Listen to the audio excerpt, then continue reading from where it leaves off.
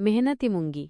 एकदा एक आळशी नाकतोडा आणि एक मेहनती मुंगी एकाच शेतात राहायचे. उन्हाळ्याचे दिवस होते. नाकतोडा दिवसभर गाणी गात आणि मजा करत बसायचा, तर मुंगी मात्र दिवसभर धान्याचे कण गोळा करून आपल्या वारुळात साठवत राहायची. नाकतोड्याने मुंगीला विचारले, "अगं मुंगीबाई, इतकी कशाला धावपळ करतेस? आयुष्य मजेत जगायचं असतं."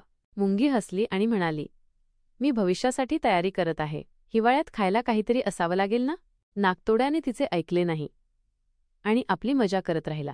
काही महिन्यांनी हिवाळा आला. सर्वत्र बर्फ पडायला लागला आणि थंडी खूप वाढली. नाकतोड्याला खायला काहीच मिळेना. तो थंडीने कुडकुडत आणि भुकेने व्याकुळ होऊन मुंगीच्या वारुळाजवळ आला. त्याने मुंगीला विनंती केली, "मुंगीबाई, मला खूप भूक लागली आहे. कृपया मला थोडे धान्य देशील का?" मुंगीने त्याला आत बोलावले आणि विचारले, "तू उन्हाळ्यात काय करत होतास?" नाकतोडा म्हणाला, "मी गाणी गात होतो आणि आराम करत होतो." मुंगीने त्याला समजून घेतले आणि आपल्याकडील थोडे धान्य दिले. तिने त्याला सांगितले, "बघ बघ, मेहनतीचे फळ नेहमी चांगले असते. तू जर उन्हाळ्यात थोडे कष्ट केले असतेस तर आज तुला ही वेळ आली नसती."